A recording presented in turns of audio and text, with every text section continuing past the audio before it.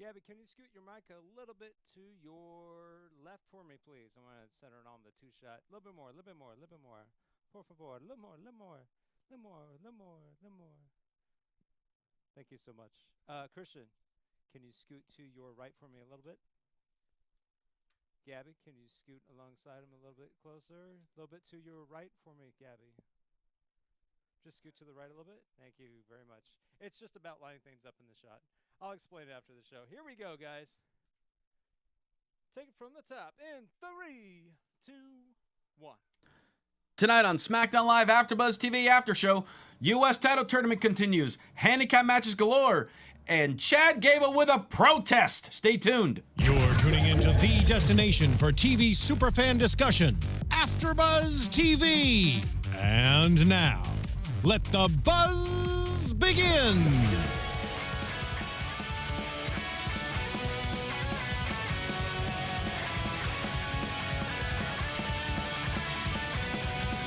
This is some headbanging music. Absolutely. I'm ready to kick some laughs. We're here to kick some laughs live on AfterBuzzTV.com, the AfterBuzz TV YouTube page, iTunes, SoundCloud. Like and subscribe and telling your friends and your foes about the wonderful world of AfterBuzz TV as we break down SmackDown Live for you. What's up, everybody? I am Christian Rosenberg.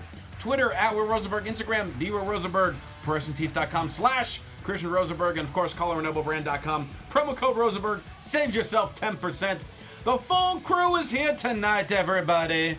First off, this lovely lady to my left, @Gabrielle_Loren. Gabby Loren.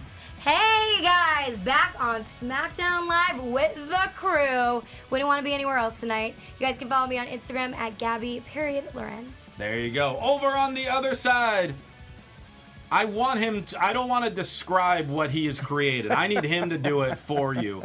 If you're watching the YouTube page, you see it. If you're listening on iTunes, you have to watch the YouTube page to see this. @Tom Connolly, what do we got here? You know, everyone has a Funko Pop, right? A Sure. wrestling one? You didn't make that. Do you need a ring to hold your Funko Pop? What? Yes. A Kevin Owens personalized ring. And you know, it could just like light up too and turn on. You know, you want a different color, you want red or green. Now it's not changing, of course. The one time it doesn't work. Yeah, But it's all right. Multiple colors, yes. I'm here. This is what Tom does during his day job that does not involve having to I make don't do that at all during the day at work. I do it after work. Oh, sure. Yes. Sure. And he's back.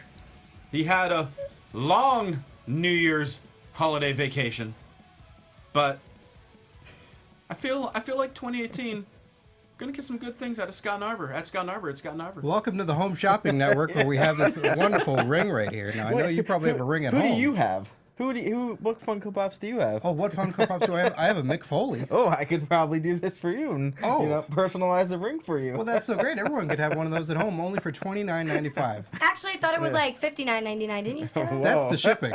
Yeah, that's the shipping and handling, especially if you're international. I want So to much clarify handling. something here. It's green. In the chat roll, AJ said, "Why am I wearing an RKO shirt, and whose side am I on?" I just need to clarify that the beautiful Scott Narver on this end got this for me because we are main eventers originally, and he knew since the main event days that I love Randy Orton. Okay, I think he's a really hot mofo. Not mojo, mofo. But on top of that, I'm not saying, I had to clarify. On top of that, I do love Kevin Owens, and he is my man too.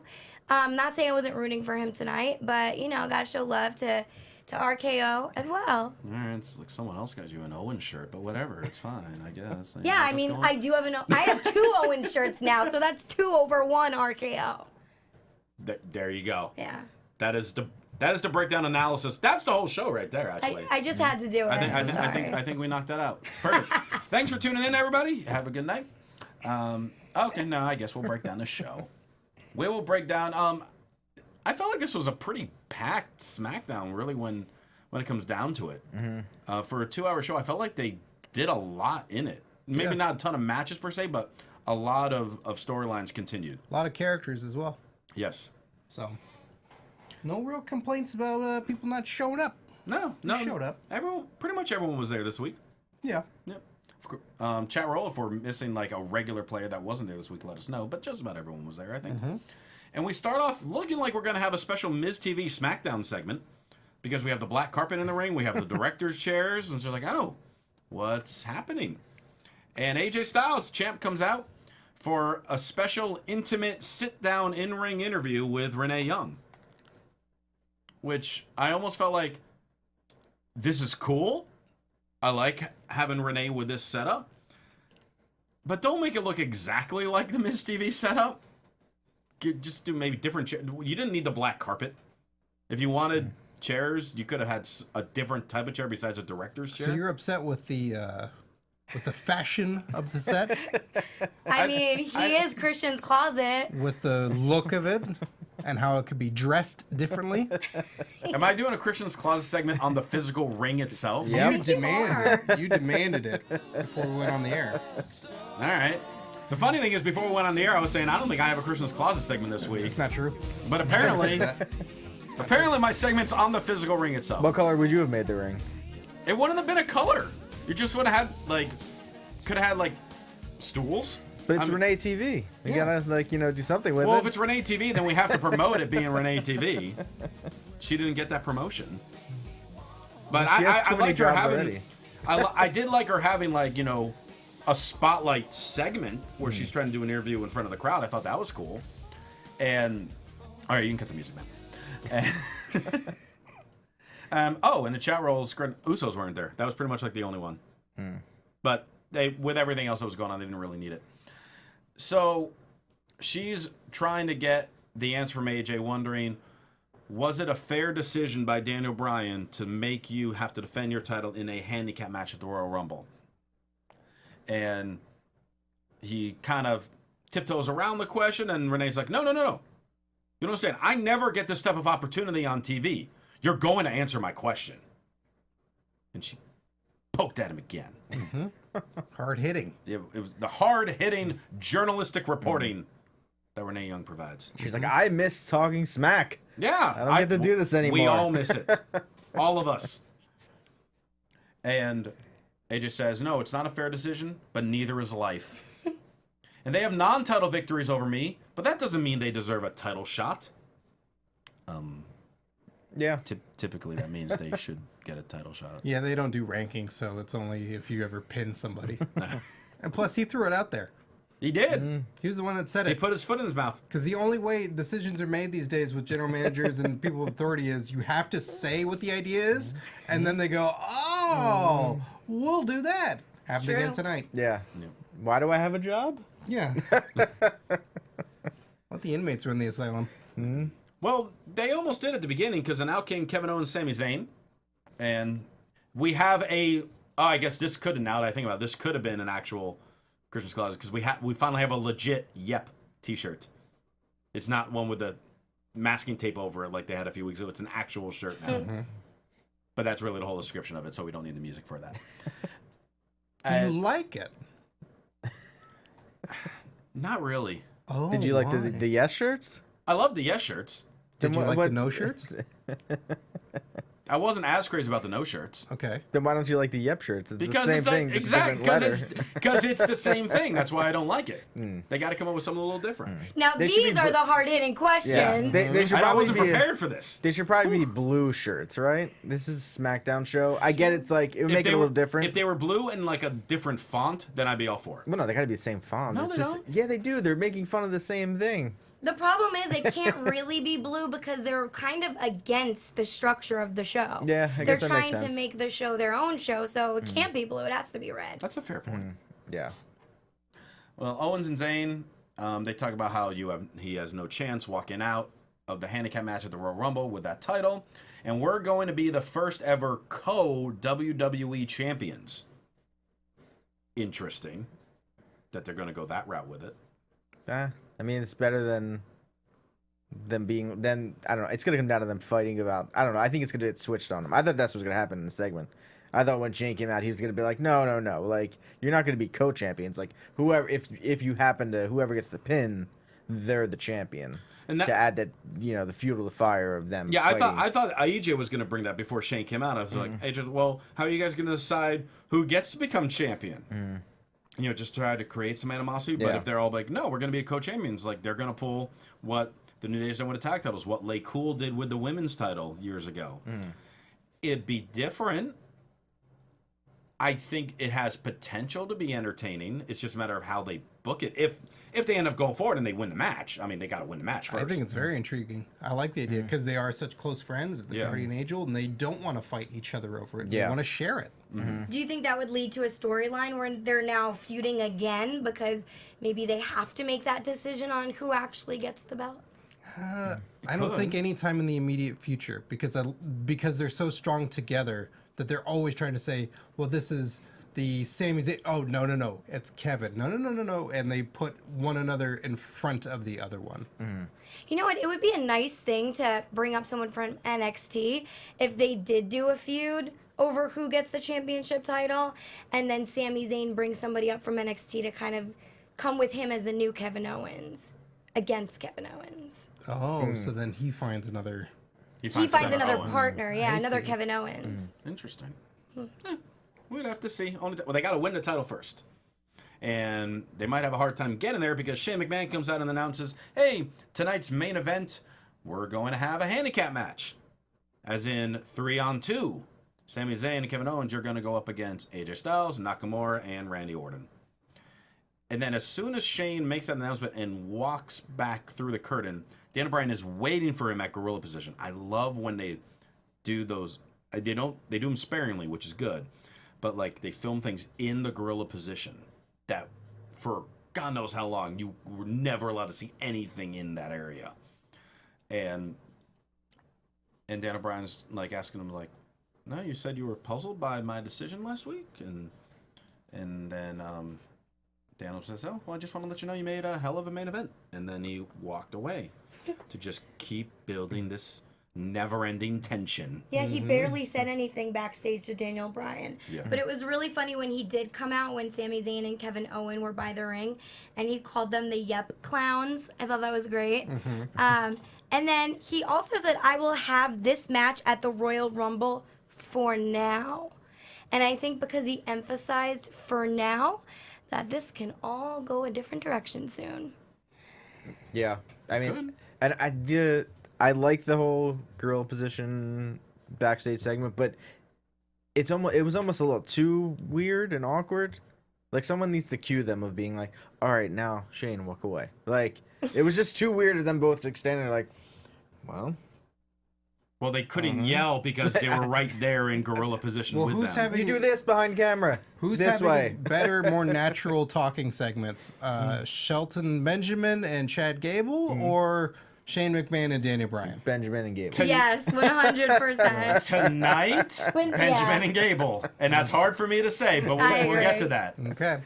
I think even before that, the Daniel Bryan, Shane McMahon backstage segments have been very awkward if you watch them. They have. It's I like agree. I get they're trying to build that tension, all but awkward. it's just almost a little weird sometimes. You're like, okay, I know you guys really do get along, so it's like Right, and they would have better chemistry if they were to just actually argue with one another. yes, yeah. And the thing is, Shane always, in the end, he teases that he's, not really feeling Daniel Bryan's decisions, but then at the end, he always comes out with supporting him, which I think is a cop-out. Like, stick to one side.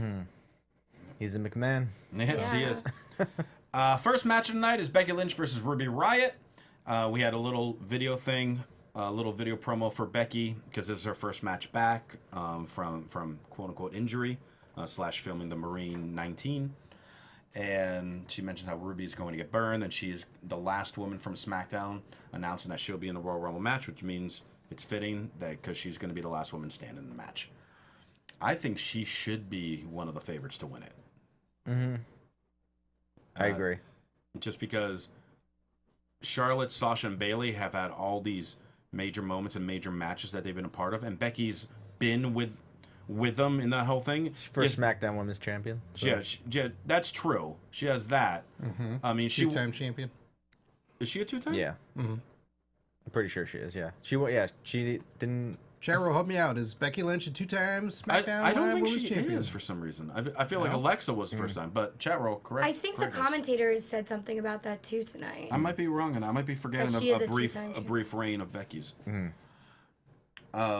Well, they have a pretty good match. Ruby and Becky go back for chat room right now saying she is not a 2-time champion. How many they're just times saying- is she? They're just saying she isn't. Yeah. So that could be anything. So that could still be right. See, boom, there we got the opposition. We got one vote, yes. All right, so It's all about belief. I far- believe she is. so far the chat roll is like 7-1 in favor of me, which I is how believe it should she's be. undefeated. I believe she's a star of our time. She is a star of our time. all that matters. I agree with you on that. Yeah. She's never lost since she's been on the SmackDown roster. That's right. So, yeah. Were you guys surprised that Becky Lynch won this match against Ruby Riott since Ruby's had such a win streak? I was surprised because I figured it would have ended maybe in chaos, a DQ finish or something like that. Or you have the Riott Squad somehow screw something up, which they have done recently as well, because we all know how great this is going. But Becky locks Ruby into the Disarmer.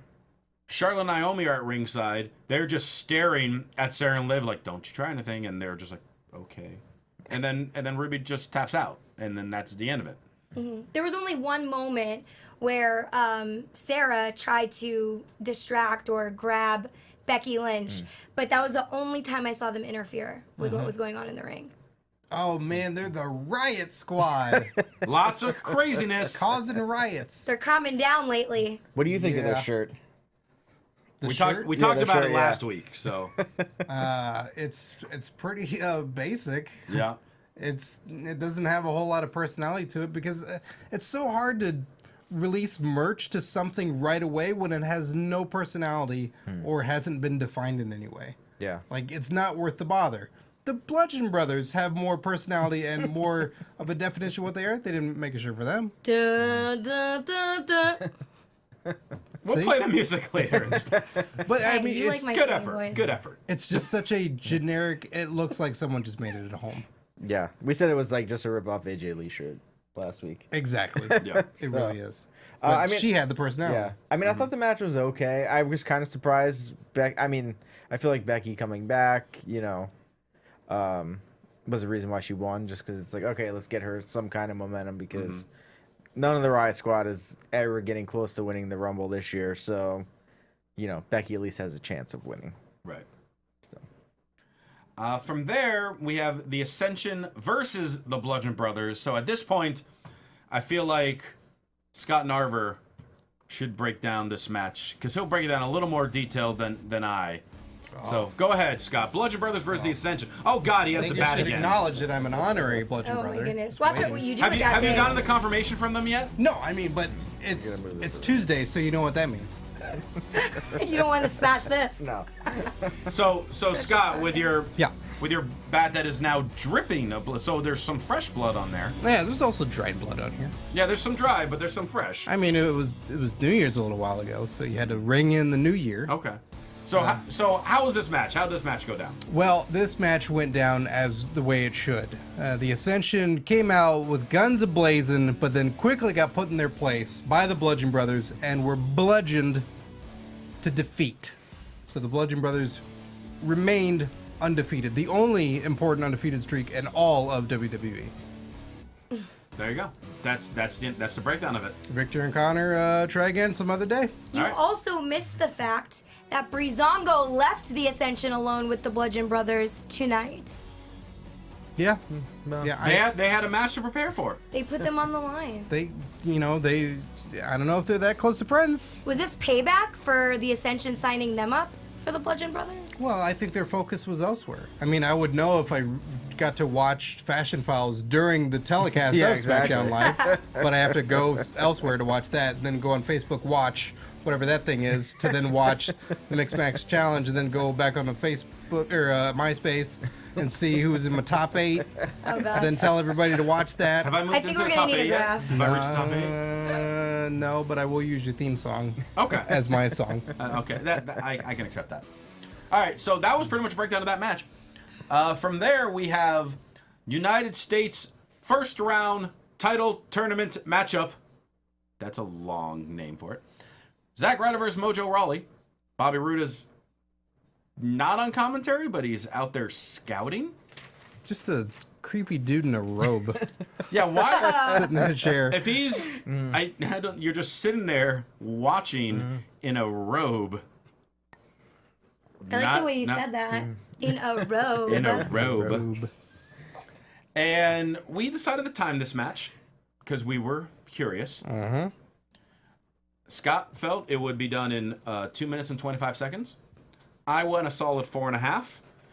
And we pretty much ended in a tie because it was 3 minutes and 31 seconds. Which I think is still longer than the Bludgeon Brothers match. Oh, easy. Yeah. Oh, definitely longer That than was the like Bludgeon Brothers match. a minute match. But this is like a tournament match for a title. And it's also still kind of a feud. And it was 3.5 minutes. Man, Zack Ryder is just not getting any chance to live past this. He hasn't been able to speak. Yep. He's not getting to do anything, and all attention's on Mojo. So, it just I don't get it for the He didn't get an entrance. for the future of having any hope in Zack Ryder. We're not getting anything. And then, but then the thing that's weird is like, okay, now you have Mojo winning, who has this momentum behind him, who then is going to go against Rude, who's probably going to lose to, which kind of makes no sense to me. Like, I don't think Rude should be in the U.S. title match at all. Like, he should be in the Rumble, and that's where he should be, like, at Royal Rumble. I really think the finals of this match should come down to Mojo and Jinder for the U.S. title. It's already, like, built in from before, from WrestleMania last year. So why not just keep it, at least, I know they're both bad guys, but who cares? Like, you're going to have a Rumble match, you're going to have tag team matches. Who cares if it's a bad guy versus bad guy for the belt? I mean, I want it to be Mojo and Woods to be in the finals. Yeah. But, I mean, you know, on paper, everyone's, you know, assuming it's going to be Jinder and Rude. And more than likely it's going to be that. But I'm hoping one of them pulls off the surprise. And when they let Mojo be on TV, they're pushing him hard. But they haven't let him do much yet. And we were talking about last week, he had a 10-second somber little promo. But then on either Sunday or Monday, Twitter, right? On Twitter, which I saw, he crushed another promo. He's been crushing the promos that he's not filming on set. He's so good at doing promos sitting in the front of his car, guys. So good. Because that's where it was. He was sitting in the front seat of his car cutting a promo. And it was way better than anything he's done, you know, on actual TV. It's probably because he feels more in his element and comfortable, as opposed to being, you know, put with all this lighting and on a set. I mean, it's a way different experience. I just don't think they're letting him give that time, give him that opportunity. Like, hey, you see how good he's doing this without direction. Now give him a little more direction. Give him that 2 minutes. It wasn't like a long drawn out, bro. Minute and a half, 2 minutes. Well, then Zack Ryder needs to get in his back seat and then also cut a promo so that way he can keep going. Exactly. Yeah, I mean, I do feel. In the end, I feel bad for Zack Ryder because that guy just not getting any love at all for anything. Like, he finally came back from, you know, wins the IC title at WrestleMania, For a then hot gets minute. hurt. Yeah, for less than 24 hours. But at least he did it. You know what I mean? It was a fun thing to. But then even that went nowhere. Nothing. No feud with Miz kind of after it. Right. And then he finally gets into this tag team match, which, I mean, I think they kind of pulled the trigger. It should have been Zack turning heel, not Mojo, in this whole thing anyway. But now he's nothing. Like, I really feel bad for the guy because there's not going to be... What storyline is he going to have next after this? And he bought his stuff years ago and dressed as him for Halloween. Exactly, yeah, you know? I bought his shirt. Put him on the Mix Max Challenge. Is there any woman left for him? No, there's nobody left. This isn't the only... Tamina. Give him Tamina. That's funny. This isn't the only wrestler, though, that WWE isn't playing nice to. That keeps losing. But I'm sure we'll get to that. It's coming up. I see where you're going. Yeah. You guys know. Quick little promo with Jinder, talking about how 2017 was defined by him. Nobody thought it was possible. Nobody thought he was deserving, except for him. And now his eyes are a new prize. Next week, he takes on Xavier. And he hopes Xavier knows how to play taps on his trombone because he's already lost. I didn't get that I don't get that at all. Do anybody? I know taps. Yeah, I think he doesn't mean lost. He means dead. Because that's when you play taps. Yeah. I thought maybe like tapping out. I was like, No, oh, in the military. Oh, gotcha. Yeah. Okay. Now I feel like an idiot. And it- No, it's Jinder who's the idiot. Wait, but can then we he talk meant- about this promo? well, Oh, he also mentioned real quick that New Day is a fad, but I am forever, good line. Well- Good line. which has lasted longer. Do we like this? I was promo? fine overall with the promo. Do we like the flag in the background? Because he's done this before. I'm not against the flag. I mean, it's your classic old school anti-American going for the American title. I think there's hipper ways to do it.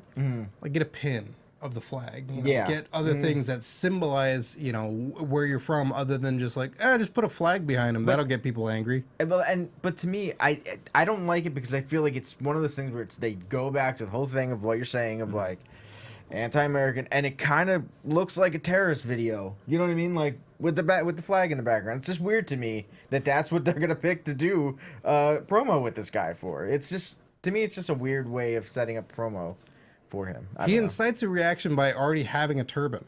Like that is already unique as far as any characters you see on television in wrestling. You go, whoa, that guy is gigantic. He's surrounded by two little guys. He's wearing a turban. Who is this guy? Yeah, I don't know. To me, I just don't like it. I think it's just a cheap way of like trying to like people already boo him. Yeah, like he doesn't need that on top of it. So I don't know. I'm just gonna stay quiet on this one. Gabby staying quiet on that. All right. Unbutton the- another button? Would you say that? Like him go one further down? I plead the fifth. Okay. From there we got Shelton Benjamin and Chad Gable. This was intriguing because they're setting up a whole segment for them to be cutting the promo in protest of what happened last week. They where, demand justice. yeah, the man just it's the hour one main event segment, and I was just like, okay, let's see what we got. Let's see what they do with this. And I liked it. I was honestly, I was You about to surprised. cry? I was surprised at how much I liked it. I did not expect to like it as much, and I felt Gable did a better job than Benjamin, which is really hard for me to say I don't know why it's hard for you to say. because he's been terrible. No, he hasn't been. And promos wise, he's been terrible. Wrestling incredible, promo terrible. But tonight he did great. I love the beginning talking about like, do any of you know what it takes to be a winner? The hours of training, the neglecting of your family, everything it takes. Like, and breaking that down, I love that. And then I felt Benjamin, I see exactly what he was trying to do, bringing up Alabama, and they were in Birmingham, and saying that Georgia was robbed. I just felt the wording was a poor order, because pretty much he started off saying, yeah, Alabama might have won a national championship last night. So then the crowd did not listen to anything else he said because they were busy cheering and chanting Roll Tide. What the hell is he talking about? This is another sport. Oh, that's not a thing. There are other sports, Scott. No, XFL, there's no team in Alabama. This is the college XFL. No. That's what it is. It's not a thing. It's not a thing. I feel like the dialogue on this was a little too long. It did go a little long, and I think part of that was also like we suddenly had Daniel Bryan come out as well. So pretty much Gable and Benjamin demanding justice.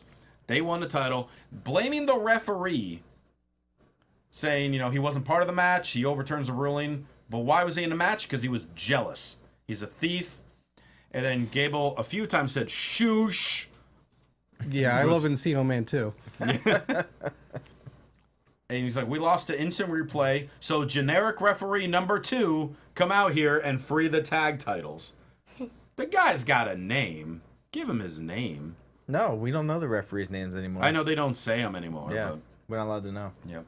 So Daniel Bryan comes out instead of generic referee number 2. And he talks about how he understands why they're fearing, but officials represent management, and there are some cold hard rules that everyone on the roster is to follow. The referee's decision is final. And Benjamin's like, yeah, exactly. The referee of the match counted a 3.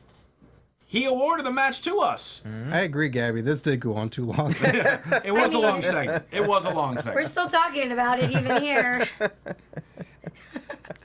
Pretty much then Gable's just like, well, what do you want us to do? You want us to beat them consecutive times in one night? And Brian's like, that's a great idea. Royal Rumble, you and Usos, 2 out of 3 falls. Yeah. Daniel Bryan didn't come up with the idea. Nope. No? They did. And they just come out and said, this is garbage. What are we going to do? We demand a 2 out of 3 falls match. Great. There you go. Yeah. Justice been demanded. Yeah, there definitely could have been a chunk of this chopped out, but overall, other than everyone just chanting Roll Tide, I thought they had the crowd's attention. I thought Gable did a very good job. Benjamin had some good moments, like when he started arguing with Bryan over, the referee's decision was final. I love that part.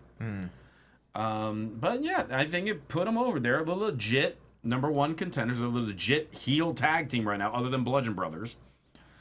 And I liked it overall. It went long, and they haven't found the personality of Gable and Benjamin yet. So as long as this segment was, I want to see them doing something that they're going to enjoy. And even Daniel Bryan didn't liven up until the very end of his segment when he had the idea and then declares it to be yes. Like, everything else was just, we got to go through this whole script. We got to go through all the motions of all this stuff. It wasn't fun. SmackDown Live, throughout its history of being SmackDown Live, has been fun, where guys and gals get to break out of the mold of what they do. And some of these segments lately are just very, very watered down and very like flat. Yeah, very flat. Very raw-like. Exactly. Well, to your point, actually, I felt the same way, and I did feel like it was overdrawn. But at the same time, why aren't these guys developing personalities and more of a character? Because to me right now, I just feel like they're reading lines like you're saying. And they're so good in the ring. They're so good at what they do. But then they cut their promos. And I don't know how to, like, identify their character. I don't. If someone was to ask me, like, who are these guys, I wouldn't know how to describe them. So I think that that's something that definitely needs to be worked on. So there's more of an entertainment factor in the storyline. Yeah, it went, like, I agree with everybody. It went too long. I mean, I kind of liked what they were saying at first, and then it was like, okay. And then come on, Daniel Bryan can't come up with the idea. He can't just come out and be like, hey, if you guys want to prove your tag, you can, win the belts. How about you beat them 2 times in the same night, Like the whole, it's all about wording. He was about to award Breezango with a tag title match, but he was like, you know what? That sounds a little better. I don't know. Okay. Move on. Yes, sir. All right, Tom is taking control of the show now. Not a terrible segment, but it could have been better. Yeah. I'm excited for the 2 out of 3 falls match. Yes. So. Yes. They speak well with their actions. Orton and AJ are backstage, possibly talking strategy, and they're like, we'll just RKO anything that moves. All right, fine. And Randy's like, hey, wait, just to let you know, we're on the same page tonight, but when I win the Rumble, I'm coming after your title. And Nakamura shows up. He 2-sweets the WWE title, and then pretty much says good talk and walks away. Because everyone is 2-sweeting now. That's how they own it now. Yep. By reminding us in every segment. By the end of 2018, Vince McMahon will be on screen and 2-sweet something. I guarantee it. He's going to 2-sweet Shane, like, on his way to the ring for something. Something. Yeah. As Shane wins the WWE title. Yes. And Universal. After same Stephanie night. wins the Women's Royal Rumble. Yeah, exactly. Breezango versus Rusev and Aiden English. We find out Aiden English and Rusev are both going to be in the Rusev Rumble match, which is wonderful.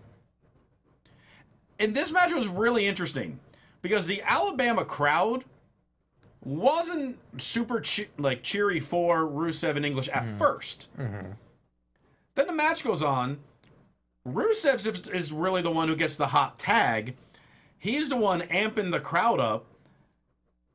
And then Breezango is the ones who distract Rusev, rolls him up, holds the tights, and steals a victory. It was like mid-match, they decided to switch places on who we should be cheering and who we should be booing. It's obvious. If you can't watch Fashion Files during the show, if that audience doesn't see it, they're going to chant for Rusev. But at the same time, they've been chanting for Rusev Day. So why did they have them lose again? This is what I was getting at before with my little hints to this part of the show. Yes, come on. I mean, really, WWE, just give them one win. Because where are they going with these guys if they can't win anything? Yeah. Like, why are they a tag team? I mean, I'm hoping it leads to, like, a big win for one of them. But do I see Rusev winning the Royal Rumble? I don't know. I mean, he's come close to it before. He was second once. Yeah. But I just don't see that in the cards. See, to me, the bigger story was that Breezango cheated to win. And that they ended up acting like the heels in the match. That was the bigger story to me, not that Rusev and English lost. I don't that Breezango actually won, and they cheated. I wouldn't even notice that they cheated to win. I was more mad that Rusev lost. I agree. I missed it too. I was like, I don't even care. I was like, they're gonna lose to Breezango, and like, I love Breezango, but then I'm like, what the heck are they doing? I don't know. And the tag team is just called Rusev Day. Mm-hmm. I think that's interesting. Now, in English doesn't even have his name in the tag team. His name's just gonna be Day pretty soon. Yeah, so. it's Rusev. It's Rusev Tags Day. Oh God. Dan Bryan and Shane backstage, watching the end of that tag match, and Dan Bryan's. It's amazing how Breezango connects with our audience. Yeah, they connect when you show us fashion files. And Shane then talks to Daniel Bryan, talks about how he doesn't like the decisions that he's been making This recently. was the best. AJ is defending the title in a handicap match, and the Usos won their match last week, and so Gable and Benjamin should not get another opportunity. Are you doing okay? Because you're coming off unstable.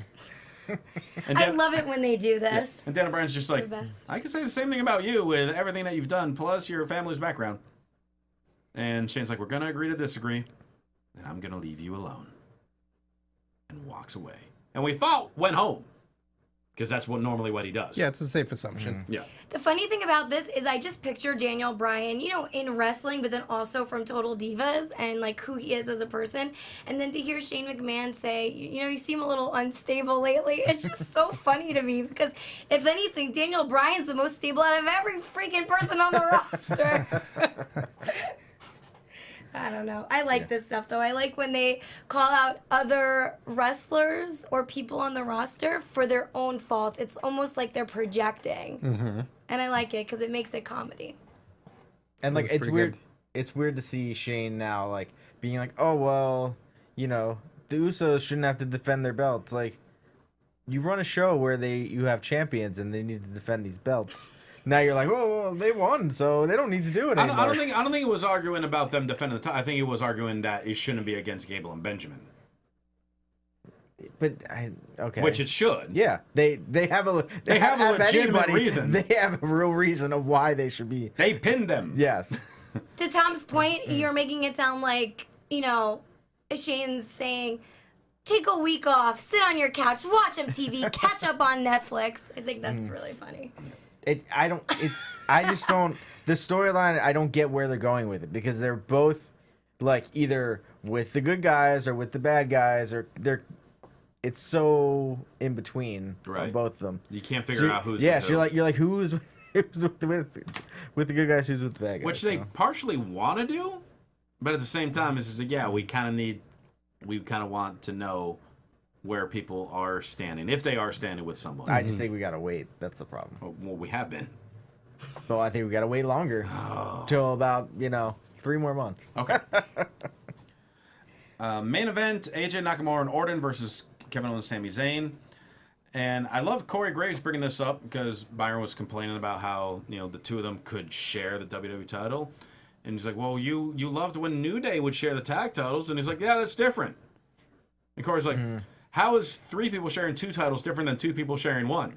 Yeah, I was getting mad listening to this and just like being like, shut up, Byron. Like, whoever told you to say that, like, it makes no sense when you're like, oh, but it's fine with the New Day, but these guys know. And even Xavier Woods is still in the U.S. title tournament. Yeah. And they obviously said, if one of us is champion, we're all champion. So it's fine for the U.S. title, but not for the WWE Championship. I almost feel like that Byron got some commentary advice this week from Booker T. Maybe he did. Yeah. Yikes. So Owens and Zayn try to escape, just get themselves counted out, and as the ref's counting, Shane McMahon comes out, and he says, nope, this match is now no count out, restart the match, even though the match never officially ended, he just kind of changed the match. And then Kevin Owens brings a chair into the ring, attacks AJ with it. Ref calls for a disqualification. They attack everyone with the chair. As they leave, Shane comes out again and says, nope, now it's no disqualification and anything goes. AJ then chases Kevin Owens off with the chair, and that leaves Sami Zayn by himself with Orton and Nakamura. They beat the crap out of him. Kinshasa falling on monitors on a table, steps in the head, RKO. Sami Zayn's dead. And that's how SmackDown goes off the air. Whoa. Yeah. I didn't see that happen. Yeah, Morbid. yeah, that's how the show ended. He was murdered by Randy Orton and Nakamura. It was a rough one tonight. Anything goes. Listen, you say people listen to our show and decide if they're going to watch SmackDown after this. Yeah. And you just told them that? Yeah. Yeah. Shane said anything goes. They're probably not going to watch SmackDown Live. Probably not. No. They might edit that out, like on the DVR or something like that. But again, this was just kind of interesting because this was a setup in a way, because Owens and Zayn were in the position, at least at the start of the match, that the good guys are normally in, trying to beat the odds in a handicap match. And our good guy owner put the bad guys in a position that normally good guys should be in. And then the other good guy general manager thinks it's unfair, and What? it's weird. I'm just as confused. Explain it. It's weird. Why are you so concerned about what a good guy does to a bad guy and vice versa? Why? They've beaten him up. In an actual match? And outside of the match as well, they've messed up opportunities. They messed up the Survivor Series team winning. Like, Shane doesn't like them, so Shane's going to keep doing things to make sure that he gets what he wants and that they get their comeuppance. Yeah, I just think it's weird that if we're supposed to be cheering Shane, but you're putting the villains in the underdog role. So you want to get behind them. Why? Do you want to see them get beat up? So put more guys out there to beat them up. See, I get what you're saying, but to me, when I see the match, I want to see them pull the upset and somehow sneak out a victory. You're an evil person. That's true. I am very evil. But I've said this before on the show that if you have them lose, it gives them more fury to try to win. So I think it fuels the storyline. They'll just make them want to beat AJ more. Yeah. I mean, AJ ran off anyway, so. Yeah, and Kevin got away, so Kevin didn't get beat up by everybody else. So we still want to see that. They've always done the best job as the underdogs. When they first started the storyline of Kevin Owens wanting to take over SmackDown, he was always losing and calling things unfair. And that was the best point of his character. I feel like he had some of his best moments then. He's great. He's great when he's complaining, and he's a hypocrite. Exactly. Which makes him who he is. What? No, it's just funny how you said that. That's Hashtag I love Kevin Owens. all. While wearing a Randy Orton shirt. It's okay. Hashtag Randy Orton's hot. Hashtag I love Kevin Owens. Oh, Hashtag that should be the match. Randy Orton's abs. Hashtag Kevin Owens' personality. That should be the match. We should have Owens versus Orton. Gabby in a shark cage. Winner gets her affection. Yeah, winner opens the cage and unleashes our love. Wow. There it is. It's pretty intense. So with that, we're gonna wrap the show up. However, Scott was not here last week to be a recipient of one of Gabby's lovely holiday gifts. Oh, yes. So she has the gift for you this week. So it's all it's on you. It's all on you because we already opened our gifts. All on me. It's all on you. Like I'll fail. You ready for this? Don't screw I hope us you up. can It's open this very up. kind of you, Gabby. Thank you. I hope you can wrap I hope that you don't have a shirt like this yet. You might. I don't know. But It's got two sleeves? It's a Christian Rosenberg yeah, shirt. it's one for each side. Who's that? I know, some loser. Oh. But I felt it very fitting for your personality and how I know you. So, yeah. Oh, thank you, studio audience. Ready? Yes. Got it. Oh, what's it away gonna from the be? mic. I don't know. Oh, It's drum a roll. shirt We that should get a drum fits roll. my personality. Drum roll. You called me beautiful earlier. I don't know what to expect. What's it gonna be? It's a shirt that says Sarcasm. Like coding. That's wonderful. That is you. a Scott Narver shirt. Yeah, I figured. Is it? When I Yes. looked, Is it? Yeah, it is. It is. I don't know if it is. it was so you. It was screaming you. Thank you. You're welcome. I want to see you wear that next time. You will. So with that said, we're gonna wrap things up this week. In the meantime, Scott Narver, how can people reach out to you? You can reach out to me on social media at Scott Narver. You can check out youtube.com/onyourmarkshow. Impact Wrestling offices invaded, and now the contract negotiation video is out there with Josh Matthews. That'll be out tomorrow morning. And also check out Peter Avalon's shoot interview on there. It's gonna be a good one. All right, Tom Connolly. You can follow me on Twitter and Instagram at TomTheCom. On my Twitter, I will post a picture of this amazing It's ring a badass ring. It is a badass ring. that will be available for purchase soon. Wow. Gabby. Well, mine's not as cool as that, but you guys can definitely check out my YouTube page. I'm gonna start being more active on there, and my Instagram Gabby.Loren, and my Twitter at Gabrielle_Loren. All right, you can follow me at Riott Rosenberg on Twitter, Instagram at TheRiott ProsandTees.com/Christian Rosenberg. January 21st, Victorville, California, Alpha Omega Wrestling returns with our biggest event of the year, Unleashed 7. You will see Marty the Moth from Lucha Underground, the Amazing Red, Scorpio Sky from Ring of Honor, and many, many more.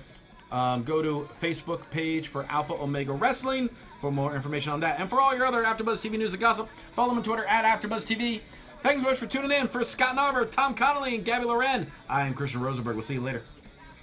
From executive producers Maria Menounos, Kevin Undergaro, Phil Svitek, and the entire AfterBuzz TV staff, we would like to thank you for listening to the AfterBuzz TV network.